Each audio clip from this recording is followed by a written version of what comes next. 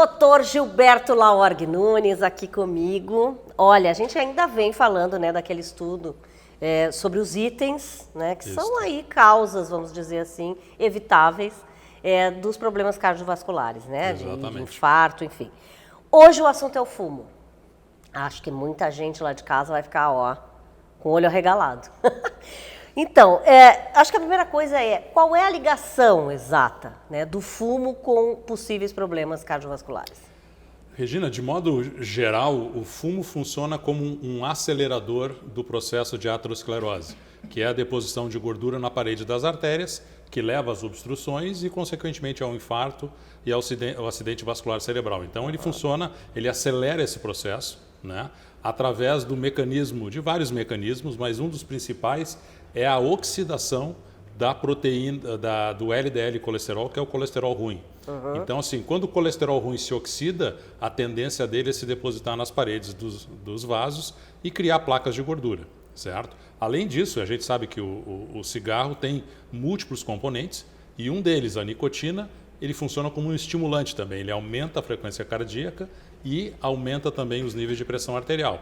Então, além de acelerar a aterosclerose, ainda o fumo tem pelo menos dois mecanismos que podem precipitar, por exemplo, um ataque cardíaco ou um acidente vascular cerebral, que é o aumento da pressão arterial e o aumento da frequência cardíaca, ataque cardíaco, certo? Quer dizer, são todos esses efeitos aí todos do cigarro esses efeitos no negativos, organismo, na verdade, né? E todos negativos. Né? Isso é importante ressaltar. Bom, e existe mesmo um maior risco, por exemplo, então, entre os fumantes, né, de AVC, infarto, hipertensão?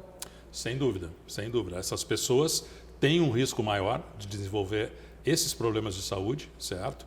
E é importante a gente ressaltar que várias campanhas têm sido feitas no Brasil, muitas delas bem-sucedidas, de maneira que a nossa média mundial, né, a nossa média de fumantes em relação à população, em comparação com o resto do mundo, é um pouco mais baixa. No Brasil se estima que em torno de 13% da população seja fumante.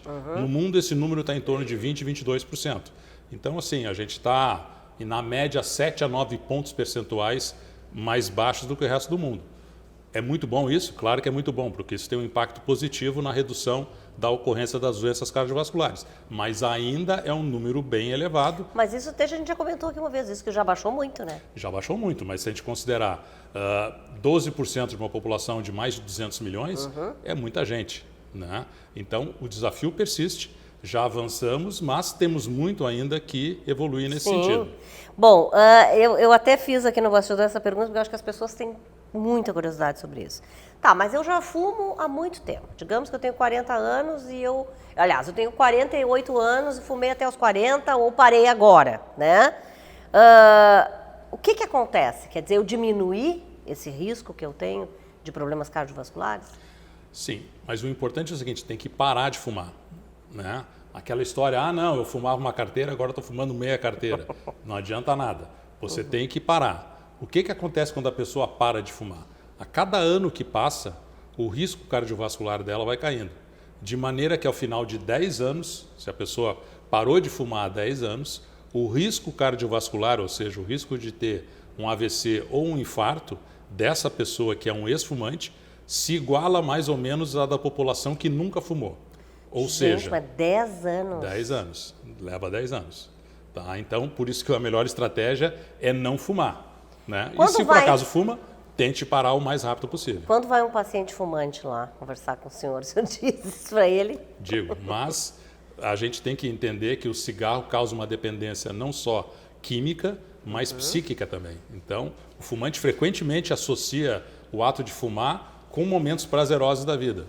Então, essa ligação tem que ser quebrada. Por isso que hoje em dia o tratamento do tabagismo, para se cessar de fumar, inclui não só medicamentos, mas também terapia.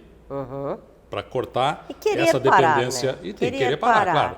Tem que ter força de vontade. Tem pessoas que às vezes procuram medicamento, e até se assustam porque está funcionando. E a pessoa não quer parar, na verdade. Né? Então a pessoa tem que se dar conta do malefício do cigarro e certamente ela vai precisar de ajuda, na maioria dos casos. Tá bem, obrigada, viu, Gilberto?